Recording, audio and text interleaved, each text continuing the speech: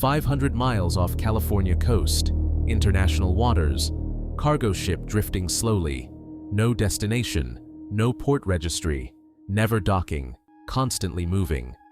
On deck, armed guards patrolling. Below deck, 50 tons of cocaine, 20 tons of methamphetamine, 5 tons of heroin. Total street value, $2 billion. This wasn't transport vessel. This was floating distribution center, ocean-based drug supermarket. The cartel had evolved beyond land operations, built maritime empire, mothership stationed in international waters, submarines delivered product from South America, fast boats collected shipments for US delivery. The ship never approached shore, never entered territorial waters, operated permanently at sea, crew rotated by helicopter, supplies delivered by boat. The floating fortress seemed untouchable. Coast Guard had been tracking the vessel for 7 months. Satellite surveillance, long-range reconnaissance, intelligence from multiple sources. The operation was called Ocean Vault, and when federal maritime power targets floating drug empires, international waters provide no sanctuary. Welcome to the largest oceanic drug operation ever attempted. When cartels build floating supermarkets, Navy SEALs remind them, federal power reaches everywhere. The investigation began with submarine interdiction. Coast Guard intercepted semi-submersible near Mexican coast. 5 tons of cocaine aboard. But unusual detail emerged during interrogation. Crew mentioned mothership, central collection point, located far at sea, where multiple submarines delivered product. The submarine wasn't heading to shore, it was heading to ship. Intelligence analysis revealed the pattern. Multiple submarine intercepts. All crews mentioned ocean rendezvous. Coordinates varied, but general area was consistent.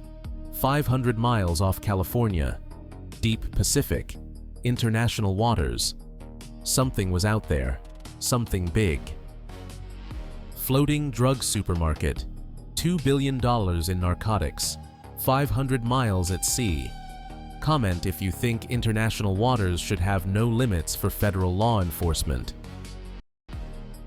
Satellite imagery focused on the area. Hundreds of square miles of ocean.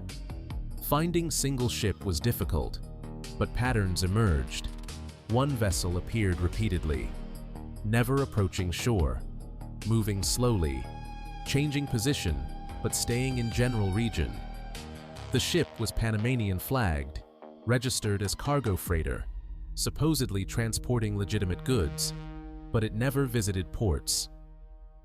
Coast Guard requested Navy assistance, long-range surveillance aircraft, P-8 Poseidon Maritime Patrol.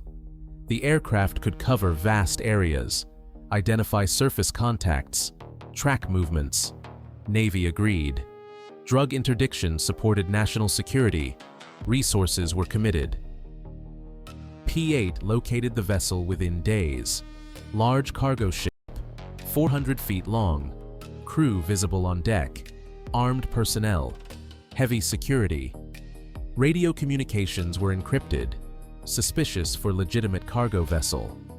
The ship's behavior indicated illegal activity. But suspicion wasn't enough. International waters complicated jurisdiction. US couldn't simply board foreign-flagged vessel. Evidence was needed.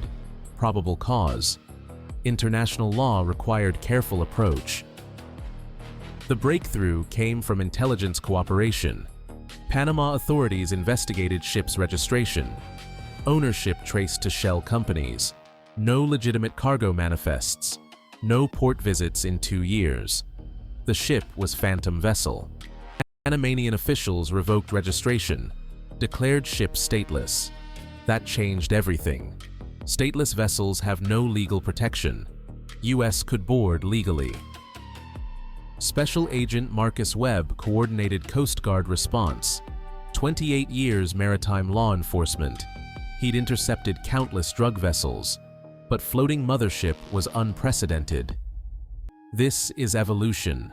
Webb told his team. Cartels are avoiding land entirely, operating permanently at sea, building ocean-based infrastructure. We need to prove this model doesn't work. Hit like if you believe stateless drug vessels should be sunk immediately after seizure. Planning for interdiction began. The ship was fortified. Armed crew. Heavy security. 50 tons of drugs meant serious protection. Standard Coast Guard boarding might face armed resistance. Casualties were possible. This required overwhelming force. Perfect execution. Navy SEALs joined the operation. Maritime assault specialists, trained for ship seizures, hostile boarding operations, precision tactics. If anyone could take floating fortress, SEALs could. Intelligence estimated 80 crew members, mix of sailors and cartel security, unknown weapons inventory, possibly heavy arms, anti-aircraft capabilities uncertain. The vessel might have defensive systems. Boarding from helicopters could be dangerous. The approach would be maritime, fast boats, SEALs inserting from water, climbing hull, surprise assault, overwhelming speed, simultaneous entry points. The ship's crew wouldn't know attack was coming until SEALs were aboard. Coast Guard cutters would provide support, blocking any escape boats, medical support, detention facilities, evidence collection teams. This was combined operation, Navy assault, Coast Guard law enforcement, perfect coordination required. Training occurred at Naval Amphibious Base, mock-up of cargo ship constructed. SEALs practiced climbing hull, breaching hatches, clearing compartments, hostage scenarios, armed resistance, every contingency rehearsed. Nothing left to chance. Intelligence continued gathering. Surveillance showed submarine arriving, offloading cargo to mothership, then departing. The operation was confirmed. Ship was distribution hub, collecting from submarines, distributing to fast boats. The floating supermarket theory was proven. Too much military force or exactly right for 2B floating drug fortress. Comment T or R. October 15th. Execute date. Weather conditions optimal. Sea state calm. Visibility good. Target vessel confirmed at expected coordinates. All teams ready. This was moment 7 months of investigation built toward. Coast Guard cutters approached from multiple directions, staying beyond visual range, maintaining surveillance. SEALs prepared in fast boats, weapons checked, communications tested, medical support ready, every detail confirmed. 4 a.m. Final approach began. Fast boats launched, racing toward target. Low profile, minimal noise, approaching from stern. The ship's crew was rotating shift. Guards were tired. Perfect timing for assault. 4:30 a.m. SEALs reached hull. Climbing equipment deployed. Teams ascending simultaneously. 4 entry points. Overwhelming the vessel from all sides. Reaching deck within 90 seconds. Perfect synchronized assault. U.S. Navy, drop your weapons! Guards on deck were shocked. Armed men appearing from ocean, surrounding them instantly. Some guards reached for weapons. SEALs faster. Down! Now! Non-lethal force applied. Guards secured. Deck controlled within 3 minutes. Below deck, more guards, protecting cargo. SEALs breached hatches. Flashbangs. Smoke. Overwhelming entry. Nobody move. The guards were professional, armed with automatic weapons, but outnumbered, outmaneuvered. Faced with Navy SEALs, resistance was suicide. They surrendered. Which operation is more dangerous? A. Land cartel compound. B. Ocean mothership. C. Underground tunnel. The ship was secured deck by deck. Engineering, crew quarters, bridge, cargo holds, methodical clearing. Some crew tried hiding, all found. Some attempted destroying evidence, stopped immediately. Within 20 minutes, entire vessel was under federal control. 80 crew members secured, 0 casualties, perfect execution. Coast Guard boarding teams arrived. Evidence collection began. The cargo holds were staggering. Cocaine stacked in bales, floor to ceiling. Tons of white packages. Methamphetamine in barrels. Crystal form. Industrial quantities. Heroin vacuum sealed. Professional packaging. The sheer volume was overwhelming. Evidence teams worked for hours, counting packages, weighing product, documenting everything. Final tally exceeded initial estimates: 52 tons of cocaine, 23 tons of methamphetamine, 6 tons of heroin. Total street value, $2.3 billion. Largest single maritime drug seizure in history. Financial records were found in captain's quarters, ledgers documenting transactions, submarine deliveries logged, fast boat collections tracked.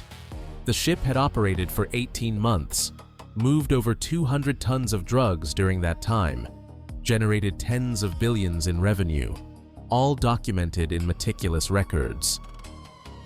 Communications equipment revealed the network: encrypted radios, satellite phones, computer systems, all seized, data extracted, names, locations, routes. The entire cartel maritime operation was compromised, intelligence goldmine for future operations. The crew was interrogated aboard Coast Guard cutters, separated, prevented from coordinating stories. Most were sailors, hired for legitimate wages, knew they were transporting drugs, but had limited knowledge of organization. Some were cartel members, higher-level operatives. They knew everything. And some chose cooperation. One security officer provided detailed testimony, described the operation's scope: multiple motherships. This was one of 3. Others stationed in different oceans: Atlantic, Caribbean. The cartel had built fleet of floating distribution centers. This seizure was major victory, but not complete destruction. Further operations would be needed. If you believe all crew members deserve life sentences regardless of role, type SWAT power. Federal prosecutors filed charges in Southern District of California.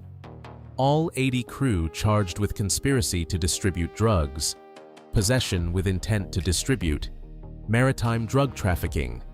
The evidence was overwhelming. 52 tons of cocaine aboard, financial records, their own statements. Convictions were certain. The captain faced enhanced charges: leader of conspiracy, operating the vessel, coordinating with cartels. His liability was greatest. Life without parole was minimum. He'd commanded floating drug fortress for 18 months, facilitated billions in trafficking. Federal judges would show no mercy.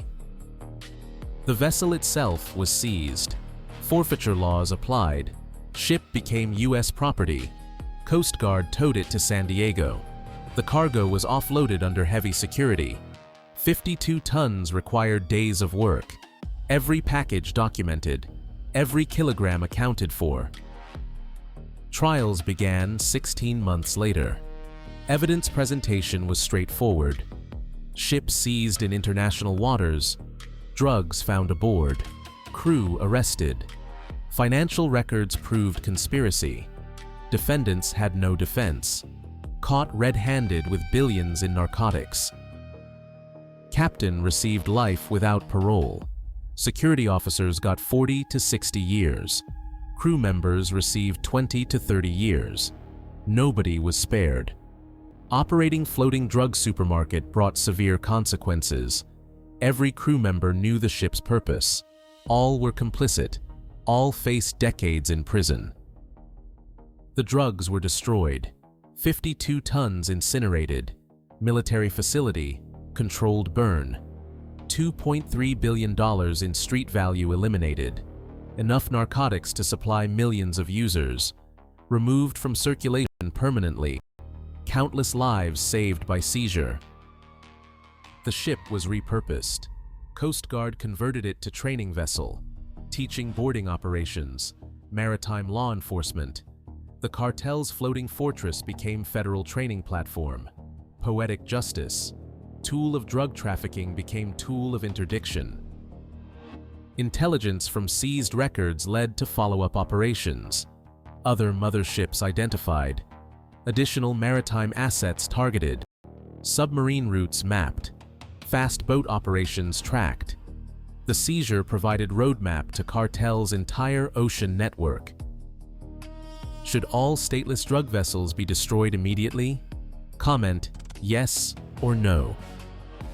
6 months later, second mothership was interdicted. Atlantic Ocean. Similar operation. Navy SEALs assault. Coast Guard seizure. 38 tons confiscated. The cartel's maritime empire was collapsing. Each mothership cost millions to operate. Losing them was devastating, financially and operationally. Third mothership evaded capture. Scuttled by crew when interdiction appeared imminent. Sank with cargo intact. Crew escaped in lifeboats, arrested by Coast Guard. Even destroyed, the ship represented cartel loss. Tens of millions in vessel value. Tons of drugs. The model was proving unsustainable. Cartel maritime operations declined sharply. Mothership concept was compromised. Navy SEALs could assault any vessel. Coast Guard could seize anywhere. International waters provided no sanctuary. The ocean wasn't safe for floating distribution centers. Traditional smuggling methods resumed. Land routes, cross-border tunnels, fast boats direct to shore. All had higher interdiction rates, but motherships were completely compromised. The innovation had failed. Federal maritime power was superior. The crew imprisoned tell other inmates their stories. Thought working ship at sea was safe. International waters meant protection. US couldn't reach them. All wrong. Navy SEALs boarded in minutes. Everyone arrested. Ship seized. Drugs confiscated. Decades in prison followed. Ocean wasn't sanctuary, was trap. Special Agent Webb retired after Ocean Vault. 30 years maritime law enforcement. Hundreds of interdictions. But mothership seizure was career highlight. Largest bust. Most sophisticated target. Perfect execution. $2.3 billion removed from trafficking. His final operation was masterpiece. The captain sits in federal prison in Florida. Life without parole. He'll die behind bars. His maritime expertise that could have served legitimate shipping instead commanded drug fortress. Now wasted in concrete box. The ocean he loved replaced by prison yard. Perfect justice for floating drug lord. Operation Ocean Vault proved that maritime drug trafficking has limits. Ships can be found, vessels can be boarded, crew can be arrested, cargo can be seized. When Coast Guard and Navy coordinate, no floating fortress is untouchable. International waters don't prevent interdiction. They just change tactics. This is what happens when cartels build floating drug supermarkets.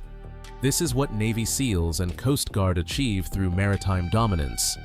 This is why ocean-based trafficking brings life sentences.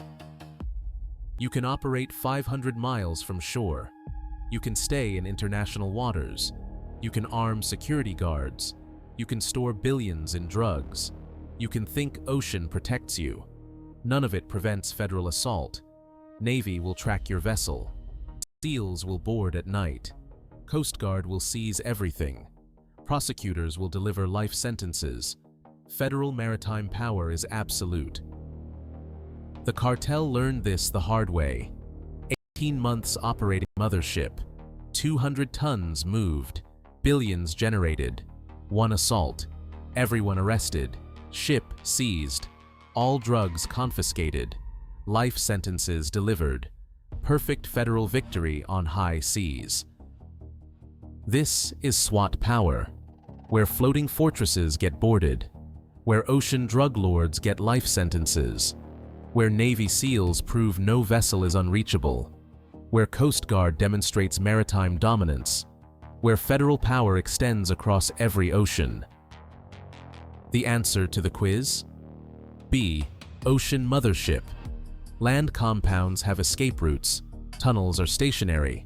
Motherships are isolated, surrounded by water, nowhere to flee. When SEALs assault, escape is impossible. Surrender is only option, making maritime interdiction most dangerous for criminals. Should stateless drug vessels be sunk automatically? Do you support unlimited Navy involvement in drug interdiction? Which seizure aspect impressed you most? Comment below. Like if you support maritime law enforcement. Subscribe to SWAT Power, where federal forces hunt floating drug fortresses and deliver billion-dollar seizures. Because international waters aren't sanctuary. They're hunting grounds for Navy SEALs and Coast Guard. SWAT Power. Mothership seized. $2.3 billion confiscated. Crew imprisoned. Ocean dominated. Every single time.